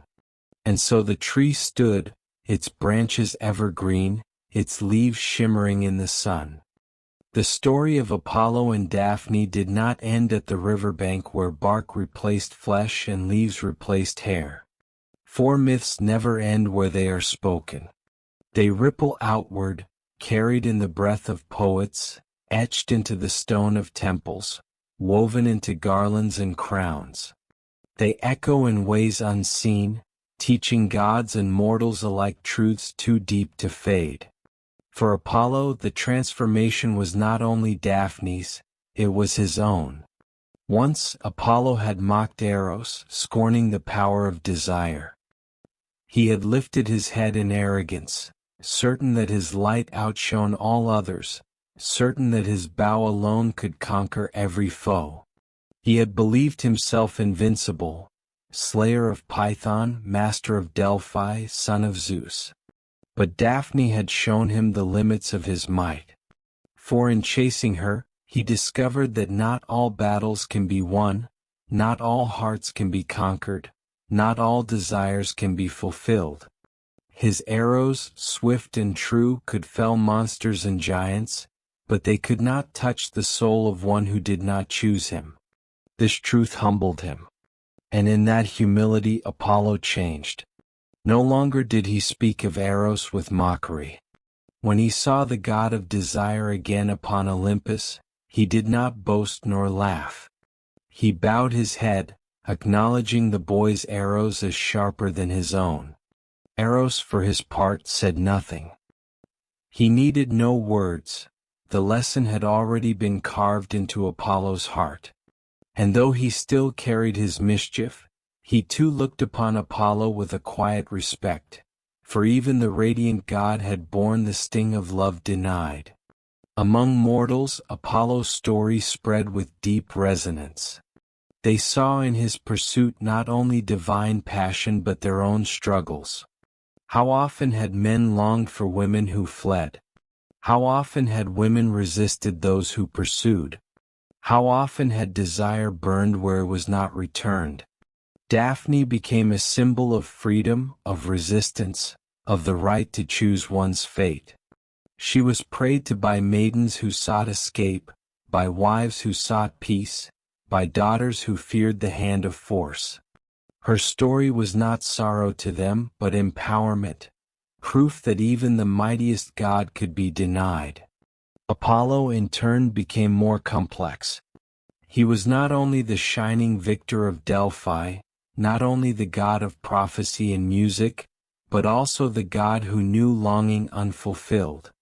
His lyre sang not only triumph but lament, not only joy but sorrow.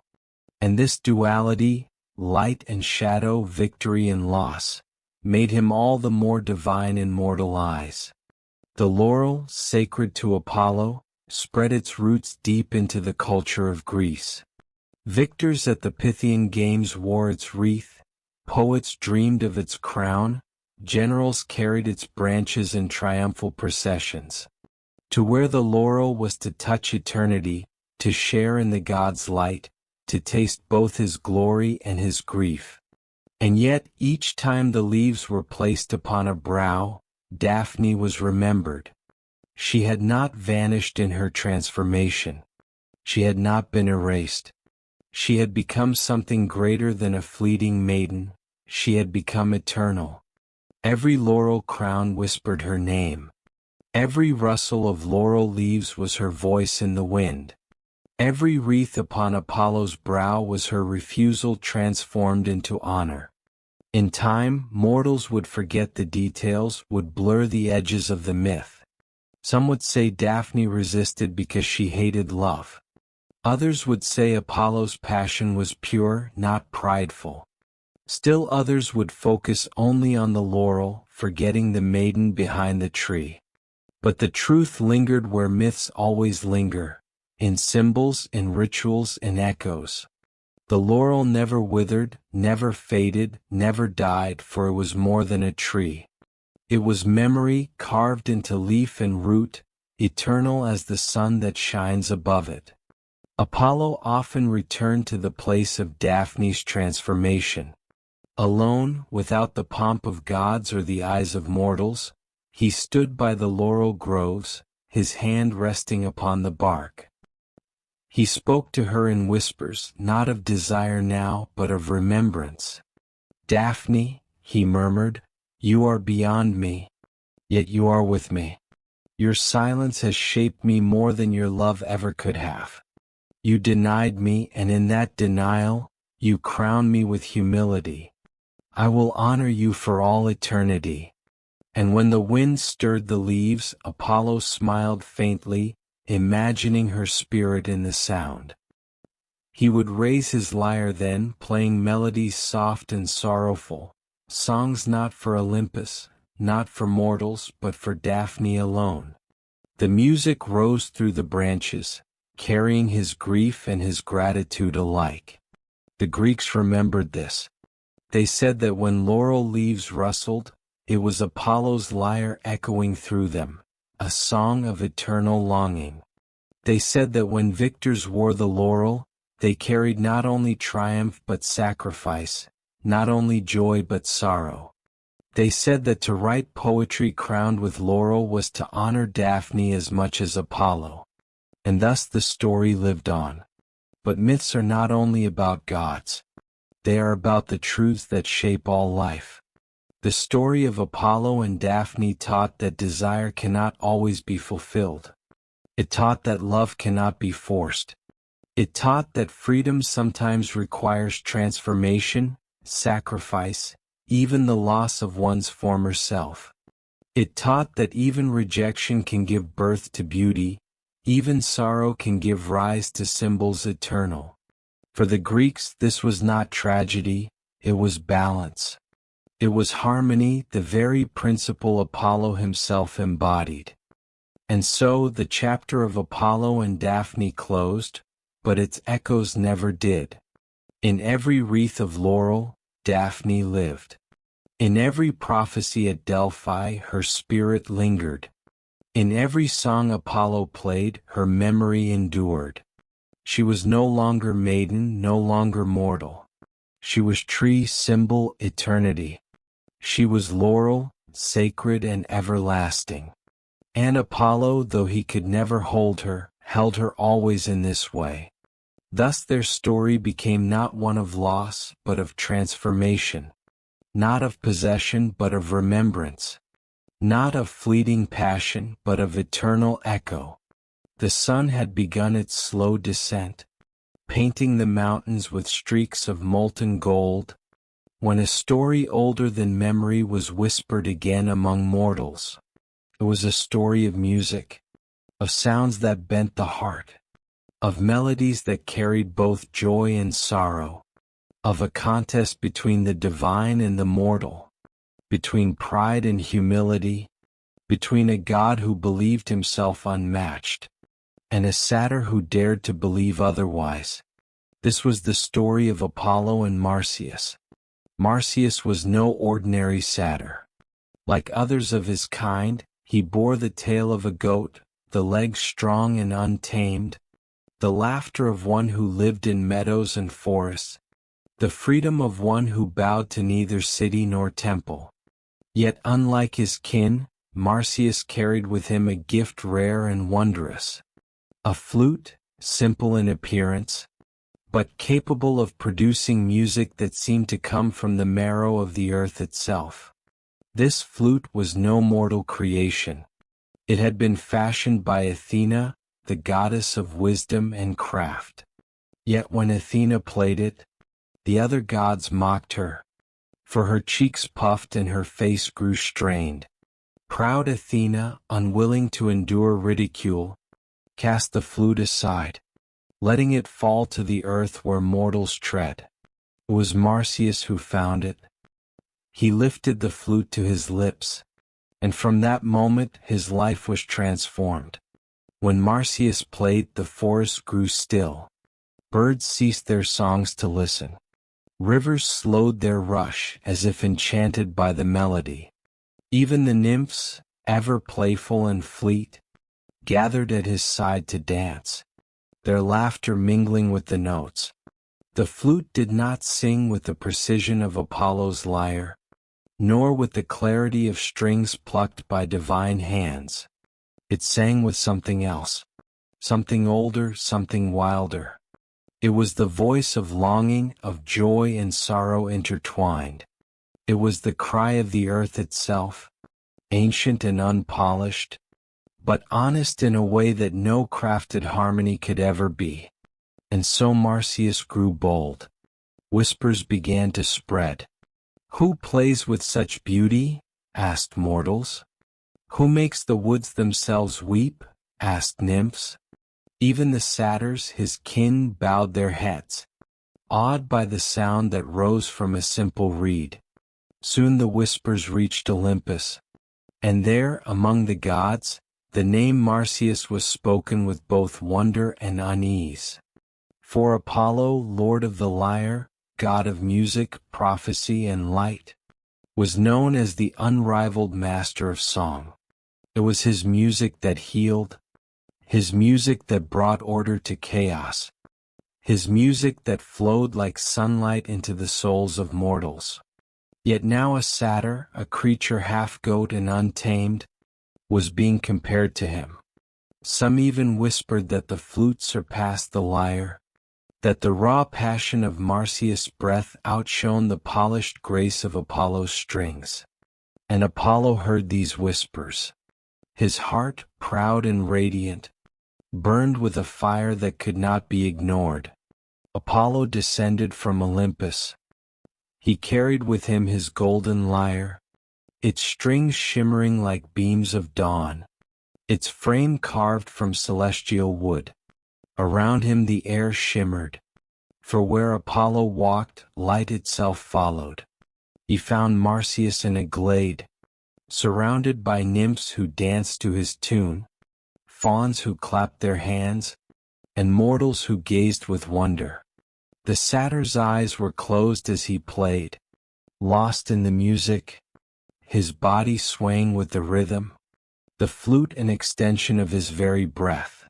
When at last he lowered the instrument, the glade erupted in applause and laughter. But silence fell as Apollo stepped forward. His presence was undeniable. The glow of the sun seemed to cling to him. His hair gleamed like molten gold. His eyes carried the weight of eternity. "Satyr," Apollo said, his voice smooth as flowing water, "your music is bold. Yet there are whispers that it rivals my own. Do you believe this to be true?" Marsyas, flushed from the dance, raised his head and met the god's gaze. There was no malice in his eyes, only pride. "I play what the flute teaches me," he replied. "I play what rises from the earth, what echoes in the hearts of those who listen. If it rivals your lyre, Apollo, then it is not I who boast. It is the music itself." A murmur rippled through the gathered nymphs and fauns. To speak so to Apollo was daring, perhaps reckless. But Marsyas spoke with sincerity, and the god of music, though proud, respected boldness. Apollo smiled faintly, though his pride flickered in his gaze. "Then let us test it," he said. "Let us hold a contest before gods and mortals alike. We shall play, you with your flute, I with my lyre, and we shall see who the muses declare victorious." The nymphs gasped. The fauns stamped their hooves in excitement. Even the trees seemed to lean closer, eager for the sound. Marsyas hesitated only a moment, for though he knew Apollo's greatness, he also knew the fire within his flute, the raw voice that had charmed all who heard it. "I accept," Marsyas said. "Let the music speak for itself." Thus was born the contest. It would not be held in secret. Apollo called upon the muses, those daughters of Mnemosyne, goddesses of memory and inspiration. They descended like stars. their robes flowing with starlight, their voices carrying the echo of all songs ever sung. Mortals gathered. Nymphs filled the glade. Satyrs, fauns, and even river spirits crowded close. The gods themselves looked down from Olympus, curious to see whether Apollo's supremacy would be challenged. The stage was set. Lyre and flute would meet. God and satyr would contend. And the fate of pride, humility, and music itself would hang in the balance. The first notes were yet to be played, but already the forest held its breath. Every leaf stilled. Every bird quieted. Even the wind seemed to pause, as though the world itself wished to listen. Marsyas lifted his flute. Apollo tuned his lyre. The muses raised their hands in silence. And thus began a contest that would echo for eternity. The clearing was hushed, so quiet that the very heartbeat of the forest seemed to falter. The muses stood in their circle, their eyes luminous, their hands folded across their robes, their silence commanding reverence. The satyrs, fauns, nymphs, and mortals gathered at the edge of the glade leaned forward, anticipation heavy in their breaths. Above them even the sky seemed pale with suspense, as if Helios had slowed his chariot to see what would unfold. Marsyas, holding his flute in his calloused hands, felt the weight of countless eyes upon him. But he did not tremble.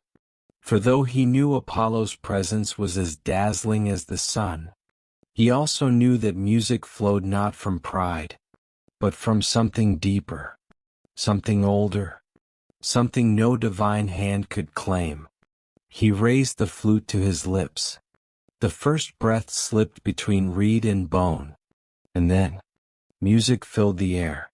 It was not polished, it was not precise, but it was alive. The sound of the flute poured out like the first rainfall after a long drought. It was the laughter of children chasing each other through meadows. It was the cry of a mother calling her young. It was the sigh of the earth when spring kissed her once again. Each note seemed to leap from the flute and root itself in the hearts of the listeners. The satyrs swayed, their hooves beating the soil softly in rhythm. The nymphs raised their arms, their slender forms weaving through the air as if the music itself guided their limbs. Even the mortals, who had come with awe but also with doubt, felt tears sting their eyes, though they could not have said why. Marsyas played on. He played of rivers rushing free from mountain peaks. He played of forests where ancient trees whispered secrets only the wind understood. He played of longing, that quiet ache within every mortal heart, the yearning for something just beyond reach, something eternal. And when at last his melody softened, fading into a whisper like the breath of twilight, the glade erupted in gasps, sighs, and applause. For a moment, it seemed as though the flute had claimed the soul of the forest itself.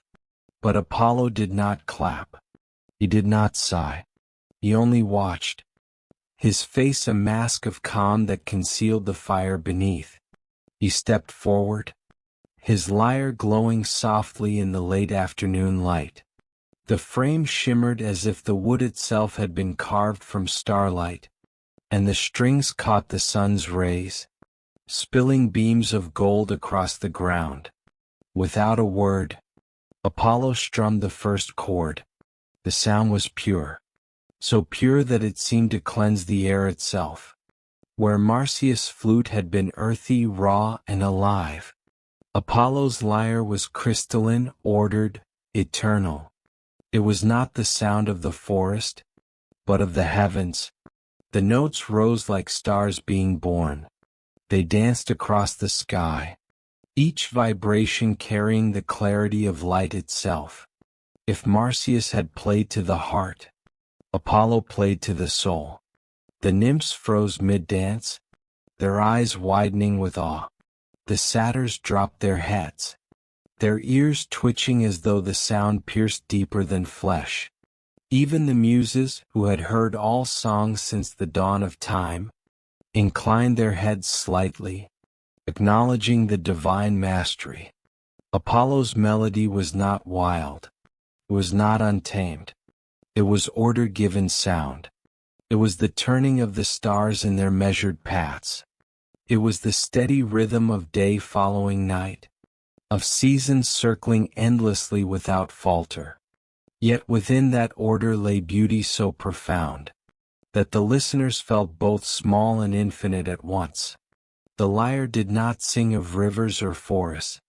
It sang of eternity, of the light that had always been and would always remain.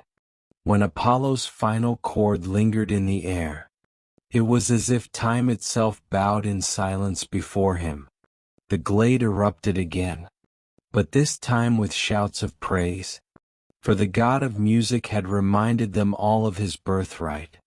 Marsyas lowered his flute, his heart trembling, not with fear, but with the weight of what he had heard. He knew then what all mortals know when they face the gods, that their light is overwhelming. Yet Marsyas did not yield. The fire in him still burned. For music, he thought, was not a contest of supremacy, but of truth, and the truth of the earth, of mortal longing and joy, was no less than the truth of the heavens. The Muses whispered among themselves, their voices like the flutter of wings. Some leaned toward Apollo, their eyes shining with reverence, but others glanced at Marsyas, acknowledging the raw, untamed beauty he had conjured. "Play again," one of them said softly. "Let the music continue, until the truth of each may be fully heard." And so the contest deepened. Marsyas raised the flute once more, but this time his melody shifted. Where before he had played of joy and longing, now he played of sorrow. The notes fell like rain upon a lonely roof. They quivered like the cry of a bird who has lost its mate. They trembled with the ache of mortal hearts, who love though they know love will one day end, who dream though they know dreams may fade. And the listeners wept. Even the trees seemed to shiver, their leaves rustling with melancholy. The rivers sighed as though mourning. The nymphs bowed their heads, their arms falling to their sides in grief. For in that moment, Marsyas did what no god could do. He gave voice to mortal pain. Apollo, when his turn came, did not hesitate. His lyre rang out again. But this time the notes rose with triumphant joy. They sang not of sorrow but of transcendence, not of fleeting love but of immortal light. The melody swept through the glade like sunlight breaking through storm clouds. It lifted the hearts of those who listened, reminding them of eternity beyond grief, of life beyond death. And the people cheered, their tears drying as hope replaced sorrow. The duel of music had become a duel of truth. One played of what mortals endure, the other of what only the gods could promise. The Muses hesitated. How could one judge such things? How could sorrow be weighed against hope, or longing against eternity? And yet the contest could not end. Apollo's pride demanded more. Marsyas' courage refused to falter. Thus the Muses spoke. "One more round. Play again. But this time let the stakes rise higher still." The satyr's chest rose with a deep breath. The god's fingers caressed the strings. The crowd leaned forward as one, every soul trembling with anticipation. The forest, the rivers, the heavens themselves waited. The contest was far from over. The silence before the third round was heavier than any silence before it. It was not the hush of anticipation, nor the breathless quiet of admiration. It was a silence that felt strained, as though the very air trembled beneath the weight of what was to come. The nymphs shifted uneasily. The satyrs shuffled their hooves upon the ground. Even the muses, who so rarely betrayed emotion, glanced at one another with faint traces of worry in their luminous eyes. For all who stood in that glade knew, the contest had ceased to be about music alone. It had become a duel of wills, of pride, of divine authority challenged by mortal courage. And such things never ended gently. Marsyas lifted his flute once more. His hands trembled, not with fear, but with the weight of what he carried. For he now bore not only his own pride, but the hearts of all who listened. If he faltered, it was not only his own defeat, it was the silencing of mortal voice before the brilliance of the divine. He breathed deeply. The air flowed through the reed, and once again music unfurled. This time the sound was neither joyous nor sorrowful. It was fierce. It was defiant. The notes struck like the beating of war drums. They rang out like the clash of bronze upon bronze. They soared like eagles, unbound, unbroken, their wings cutting through storms without fear. The satyrs roared in delight, their hooves stomping in wild rhythm. The nymphs threw back their heads, their hair flowing as they spun in untamed dances. Even the mortals clenched their fists, their chests rising with fire they did not know they possessed. For Marsyas now played not of sorrow, not of longing, but of courage, of the wild, unyielding spirit that refuses to bow, even before the eternal.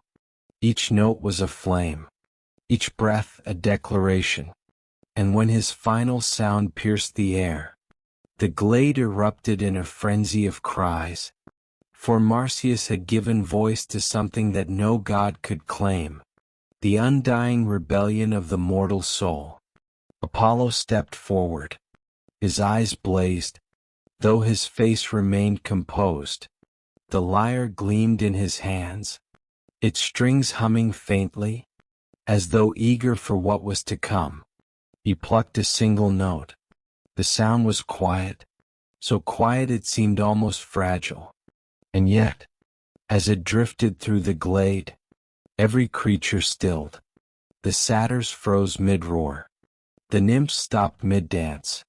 The mortals, fists clenched, felt their breath catch in their throats.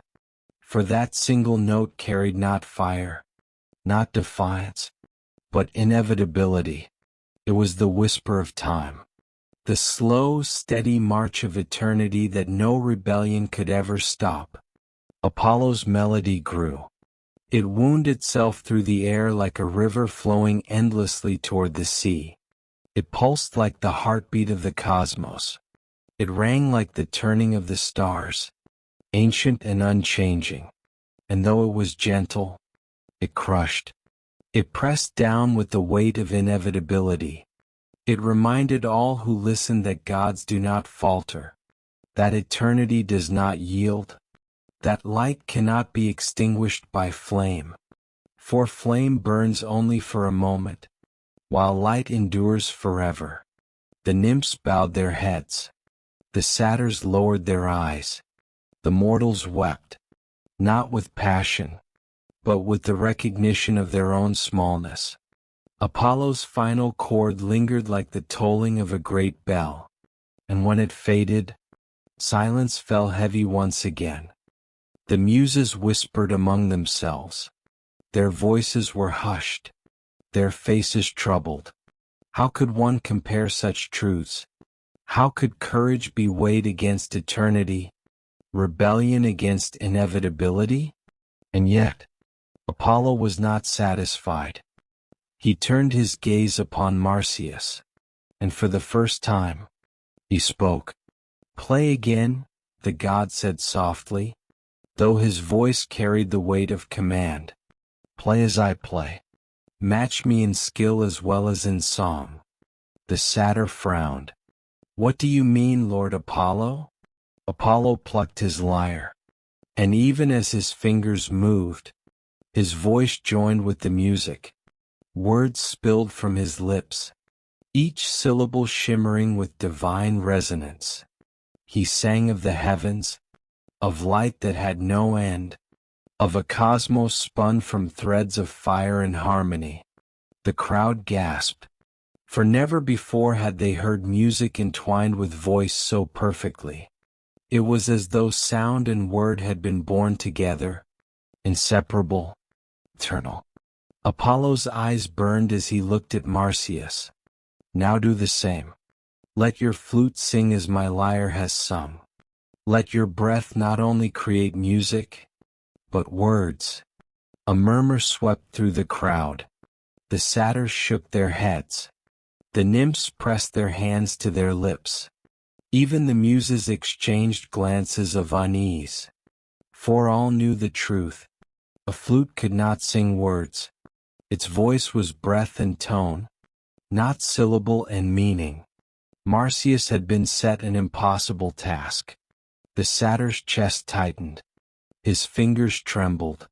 But still, he lifted the flute. He blew with all his strength, all his skill, all his fire.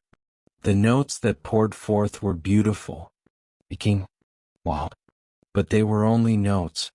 No words followed them. No song was born of them. Marsyas lowered the flute, his eyes heavy with defeat. Apollo strummed his lyre once more, his voice flowing with effortless grace. The melody and words entwined like lovers, perfect, unbreakable. And when his final note faded, the silence was absolute. The muses did not speak. They did not need to. The outcome was clear. Apollo had won. But victory did not soothe him. It only sharpened his pride, fueled his wrath. For Marsyas had dared. Marsyas had stood before a god. And for a moment, for several moments, he had nearly moved hearts more deeply than Apollo himself. Such defiance could not go unanswered. Apollo's eyes darkened, and the contest was no longer a game. It was judgment. The glade lay still. Not even the wind dared to move through the trees. The last echoes of Apollo's song hung in the air like threads of gold, fading slowly, slowly, until silence swallowed them whole. Marsyas lowered his flute. His chest rose and fell heavily, his hands trembling from effort, from exhaustion, from the ache of defeat. He had given everything, every breath, every note, every shred of courage. He had played the joy of life, the sorrow of mortality, the fire of rebellion. He had poured into the air not only music, but his very soul.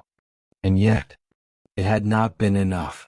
The muses stood unmoving, their expressions unreadable.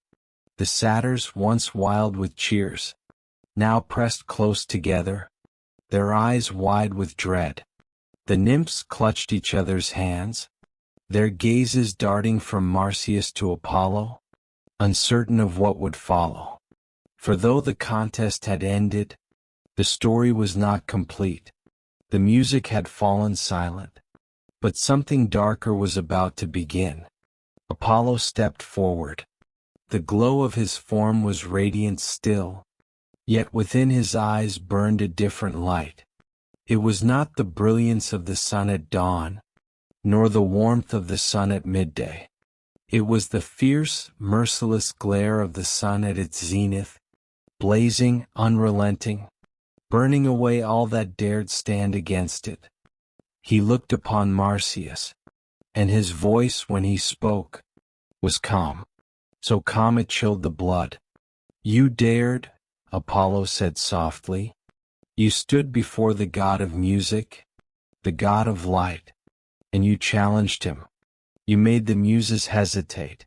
You stirred the hearts of mortals and immortals alike. And though you lost, for a moment, you made them wonder." His words struck harder than thunder, for it was true. Marsyas had nearly swayed them. He had played so raw, so wild, that even divinity had seemed, for a breath, uncertain. And that was something Apollo could not allow. The god turned to the gathered crowd. "Let all bear witness," he declared. "Let all remember this day. No mortal, no satyr, no being of earth or forest, may ever challenge the divine. Let the punishment of Marsyas be the lesson written upon the skin of the world." The satyrs cried out in protest. The nymphs wept. Even some of the muses turned away, their luminous eyes dimming with sorrow. But Apollo did not falter. He would not. Marsyas stood silent. He did not beg. He did not plead. For though fear coiled in his heart, though he knew what awaited him, he also knew he had spoken truth through his flute. He had given voice to the mortal spirit, its joy, its sorrow, its rebellion. And though Apollo might destroy him, that truth would linger. It had been heard. It could not be silenced. Apollo raised his hand, and with a gesture, Marsyas was seized. The god's decree was terrible. Marsyas would be flayed alive, his skin peeled from his body, his music silenced forever. The satyrs wailed. The nymphs turned their faces away. The mortals covered their eyes, unable to watch. Yet the judgment was carried out. Slowly, painfully, Marsyas was undone. The music that had flowed from him, the laughter, the courage, the rebellion, all seemed to fade with every cry, with every ragged breath.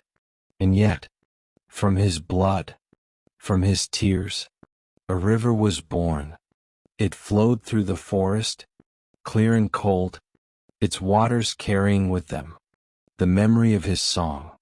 The satyrs whispered that the river wept forever for Marsyas. The nymphs swore that its waters could be heard singing on quiet nights. And mortals, when they drank from it, felt a pang of sorrow, a whisper of defiance, as though Marsyas himself still lived within the stream. Apollo stood above the river, his lyre still in hand. He had won. He had proven his supremacy. No mortal would dare again. And yet, the victory was hollow. For though his music had triumphed, it had not silenced what Marsyas had revealed. That mortal hearts carry truths the gods cannot touch. That sorrow, longing, and courage are their own kind of divinity. The muses bowed their heads, not in reverence, but in mourning. And even Apollo, though he did not admit it, felt the faint sting of shame. As the sun dipped low that evening, the forest grew quiet once more. The satyrs carried away their grief. The nymphs whispered to the trees. The river of Marsyas wound its way through the land, its waters catching the dying light. And Apollo walked away, his lyre silent, his steps heavy. For he knew that though the contest was his, the story of Marsyas would live on. It would be told in whispers by riversides, sung in secret songs around fires, remembered by mortals who knew what it meant to stand, even in the face of eternity, and play. Thus ended the contest of Apollo and Marsyas, not with harmony, but with tragedy, not with celebration, but with silence, a silence heavier than any music, a silence that lingered in the hearts of all who had borne witness. And though Apollo remained the god of music, bright, eternal, and supreme, Marsyas became something more, a symbol, a reminder, that even in defeat, the mortal spirit cannot be erased. The sun drifted low upon the horizon. The sky glowed with hues of amber and violet, the colors of endings and beginnings entwined. And in that light, Apollo's figure stood tall, his lyre cradled in his hands, its strings still humming faintly, as if the echoes of every song he had ever played lingered there, woven into its frame forever. He gazed out across the world, across the forests that whispered with the memory of Marsyas, across the rivers that carried sorrow and courage, across the mountains where the winds sang freely, and the seas that reflected his golden light. He had triumphed, he had faltered, he had loved, and he had lost. He had bestowed music, and he had taken it away. And yet, through joy and through tragedy, through harmony and through pride, Apollo remained what he had always been, the radiant heart of the cosmos. The muses gathered around him, their voices soft as twilight winds. They sang not in praise, nor in sorrow, but in remembrance, for they knew that music is not only victory or defeat, but memory, the thread that binds mortal and immortal alike, in a single endless song. And Apollo, hearing their voices, closed his eyes. The notes wrapped around him like a gentle veil, reminding him of all he had touched. The cities where mortals built temples in his honor, the forests where nymphs still danced to his melodies, the skies where his light painted dawn and dusk. From Delphi to Delos, from Olympus to the farthest reaches of the sea, his name would endure, not only as God of light, nor only as God of music and prophecy, but as a symbol of the eternal balance between sorrow and hope, between defiance and order, between mortal yearning and divine brilliance. And though Marsyas had fallen, his river still sang. Though Daphne had fled, her laurel tree still crowned Apollo's brow. Though love and loss had scarred his heart, his music still rose, again and again, as constant as the turning of the heavens. So the story of Apollo closes, not in silence, but in song. A song that carries across ages, through temples and theaters, through forests and streams, through every place where a mortal hums beneath the stars, seeking comfort in melody, or courage in rhythm, or peace in harmony. For Apollo's light endures, his music endures, and as long as the sun rises, as long as the strings of a lyre tremble, as long as hearts beat with longing, Apollo will remain, not only upon Olympus, but within every note, every word, every breath of song. Now as the night deepens, let the lyre fall silent, let the rivers rest, let the stars take their watch in the sky. Close your eyes, breathe deeply, for Apollo's light lingers still, gentle, protective, eternal, and beneath that light, you may sleep, knowing that the God of harmony watches over your dreams forever.